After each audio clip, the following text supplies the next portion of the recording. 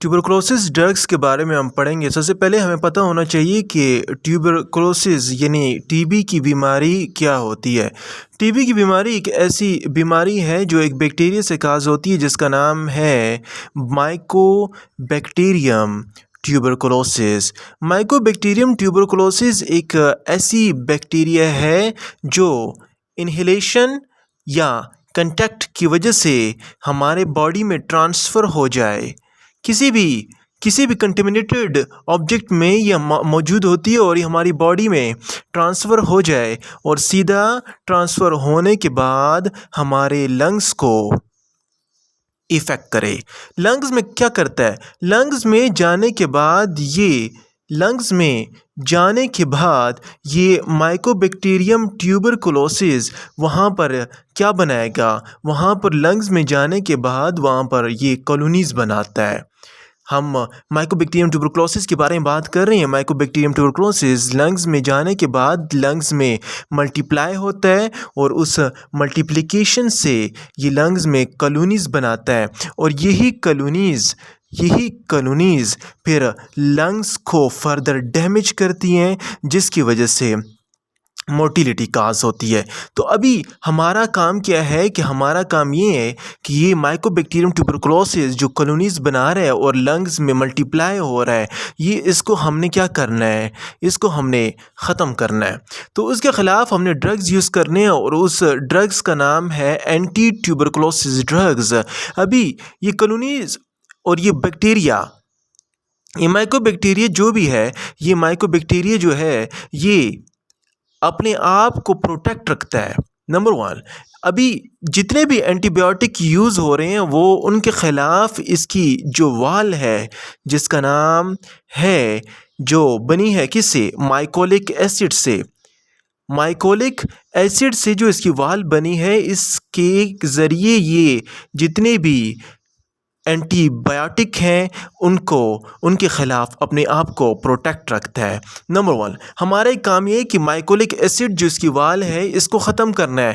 जब इसकी प्रोटेक्शन ख़त्म हुई तो सीधा हम बैक्टीरिया के इंटर होंगे और हमारा साइडल इफ़ेक्ट स्टार्ट हो जाएगा। नंबर 2, माइकोलिक एसिड के साथ साथ ये अपनी डीएनए यानी आरएनए पॉलीमरेज़ के ज़रिए से ये क्या करता है? आरएनए पॉलीमरेज़ के ज़रिए से ये बैक्टीरिया मल्टीप्लाई होता है और इस मल्टीप्लिकेशन के थ्रू वो कॉलोनीज़ बन जाती हैं। अभी हमारा एक काम ये है, या तो हम इसकी माइकोलिक एसिड की सिंथेसिस को इनहिबिट करेंगे या तो डीएनए और डिपेंडेंट जो आरएनए पॉलीमरेज़ एंजाइम है, इस एंजाइम को हमने क्या करना है? मारना है। इन एंजाइम को हमने इनहिबिट करना है। जब इन दोनों को इनहिबिशन काम हो गए तो ये हमारे 2 एक्शन स्टार्ट हो जाएंगे। एक, या तो हमारा बैक्टीरियोस्टैटिक इन्फेक्शन स्टार्ट होगा, बैक्टीरियोस्टैटिक की स्ट्रेटजी स्टार्ट हो जाएगी, या हमारी बैक्टीरियोसाइडल की स्ट्रेटजी स्टार्ट हो जाएगी। आपके पास एक पेशेंट आया है, उस पेशेंट को टीबी की बीमारी है। आपने क्या करना है? सबसे पहले उसे देखना है तो उसकी क्लिनिकल मैनिफेस्टेशन क्या होंगी। उसकी क्लिनिकल मैनिफेस्टेशन में अगर आप देखेंगे तो उसकी क्लिनिकल मैनिफेस्टेशन में हमारे पास वो कफ़ करेगा, रेगुलर कफ़ यानी कंटिन्यूस कफ़िंग होगी उसकी, और वो कफ़िंग के साथ कफ़ विद स्पुटम होगा, कफ़ विद फ्लेम होगा। ये सारी चीज़ें जितनी भी हैं ये उसकी आप ब्लड टेस्ट के थ्रू, जिसमें बीसीजी टेस्ट आता है, इंटरफेरॉन टेस्ट आते हैं, या कुछ स्किन टेस्ट भी ऐसे हैं जो इसके ख़िलाफ़ इसके लिए होते हैं। आपने मालूम करना है। आपको पता चलेगा कि उसमें टीबी है तो आपने क्या करना है?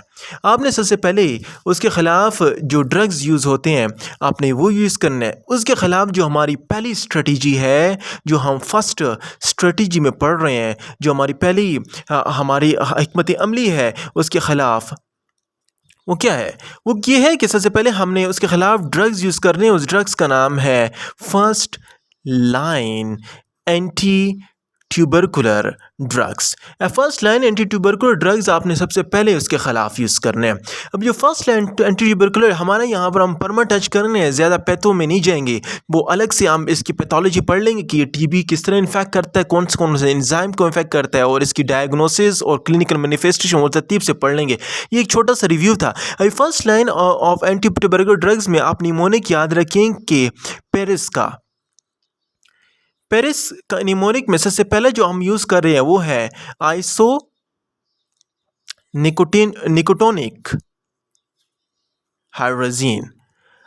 निकोटोनिक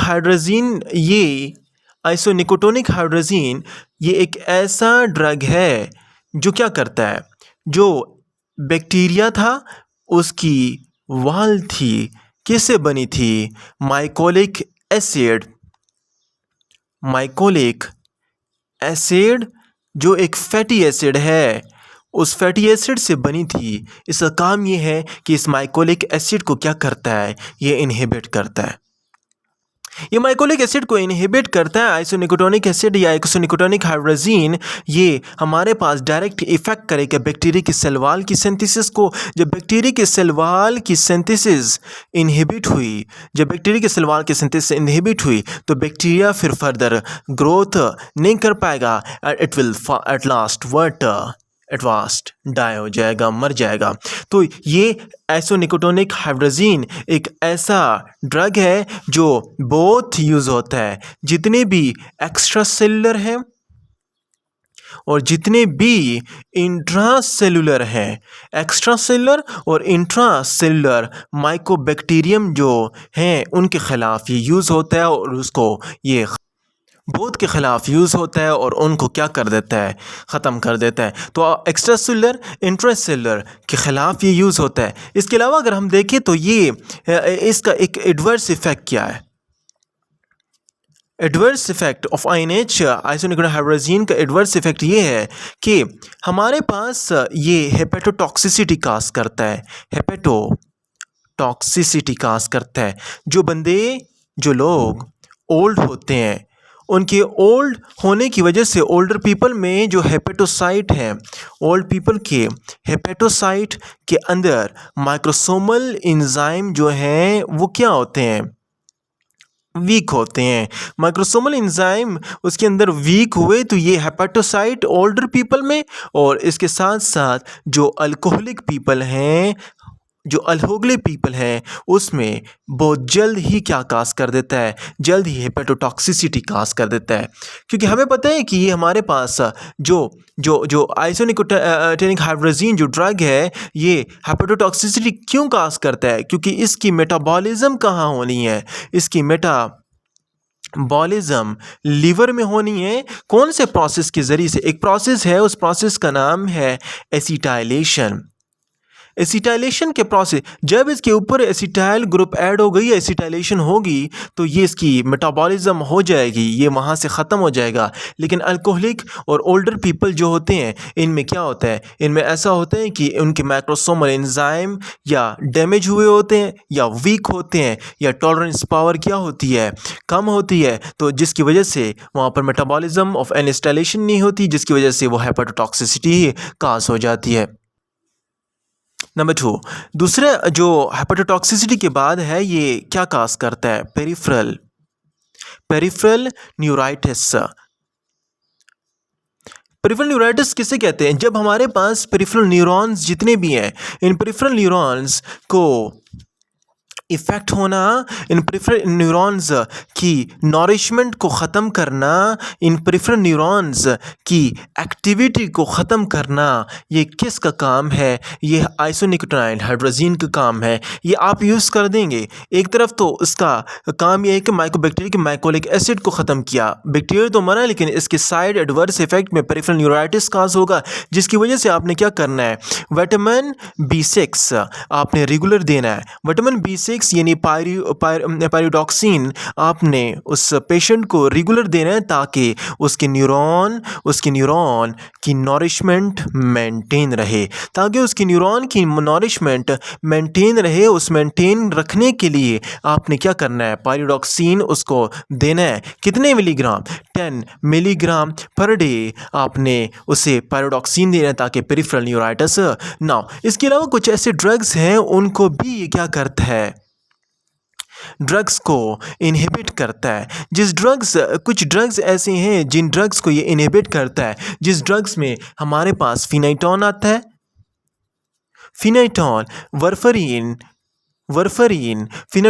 वर्फरीन एटसेट्रा, ये कुछ ऐसे ड्रग्स हैं जिसकी एक्टिविटी को भी इनहिबिट करता है आइसोनिकोटिनाइड हाइड्रोजन। मैं आपको एक छोटी सी कहानी सुना रहा हूँ। आपके पास एक पेशेंट आया है और उस पेशेंट को क्या है, टीबी की बीमारी है। तो उस टीबी की बीमारी तो सबसे आपने पहले ब्लड स्टेन चेक करना है, आपने उसके साथ साथ आपके स्पुटम टेस्ट चेक करने हैं और बीसीजी इंटरफेरॉन डिफरेंट टेस्ट करने के बाद आपको पता चला कि इसके अंदर माइकोबैक्टीरियम ट्यूबरकुलोसिस है। उसके बाद आपने फर्स्ट लाइन ऑफ डिफेंस में पेरिस में से लेकर आइसोनिकोटिनाइड हाइड्रोजीन को यूज़ करना है।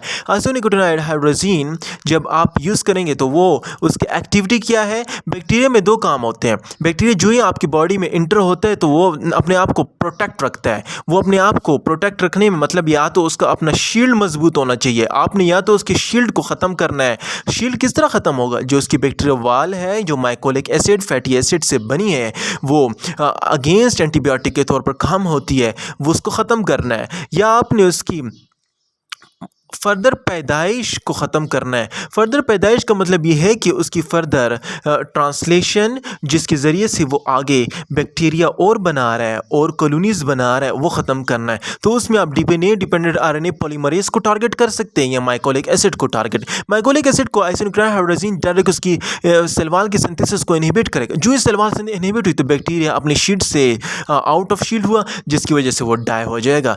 तो एक तो इसने डाई किया आइसोनिकोटिनाइड हाइड्रोजीन नहीं। आप ओरल यूज़ करने के बाद इसकी मेटाबॉलिज्म लीवर में इजीली हो जाती है, लेकिन किस प्रोसेस के ज़रिए से, इंस्टॉलेशन के ज़रिए से। और इसके एडवर्स इफेक्ट क्या है, इसके एडवर्स इफेक्ट हमारे पास इसके एडवर्स इफेक्ट ये है कि हेपेटोटॉक्सिसिटी काज करेगा। हेपेटोटॉक्सिसिटी किस में, ओल्डर पीपल हो गए, ओल्डर पीपल के साथ साथ जो अल्कोहलिक पीपल हैं उनमें भी हेपेटोटॉक्सिक। क्यों? क्योंकि इसमें माइक्रोसोमल एंजाइम उनमें वीक होते हैं और उसकी माइक्रोसोमल एंजाइम वीक होने तो यहाँ पर हेपेटोसाइट को डैमेज करेगा। नंबर 2, पेरिफेरल न्यूराइटिस काज करता है। पेरिफेरल न्यूराइटिस क्यों काज करता है? पेरिफेरल न्यूराइटिस इसलिए काज करता है क्योंकि ये इसका फंक्शन ये है कि एक फंक्शन के साथ साथ ही इनहिबिट करना, और ये न्यूरोट्रांसमीटर्स और न्यूरो की जितनी भी शीट है जो फैट से बनी है, जो श्वान सेल है, उनको भी इफेक्ट करेगा। जिस इफेक्ट करने के बाद आप यूज़ करेंगे विटामिन B6 यानी पायरिडॉक्सिन, विटामिन B6 आप यूज़ करेंगे और विटामिन B6 उसको सेल को, न्यूरॉन को मेंटेन रखेगा। और इसके अलावा कुछ सेल कुछ ड्रग्स के अगेंस्ट भी काम करता है और उसके ख़िलाफ़ भी ये यूज़ किया जाता है।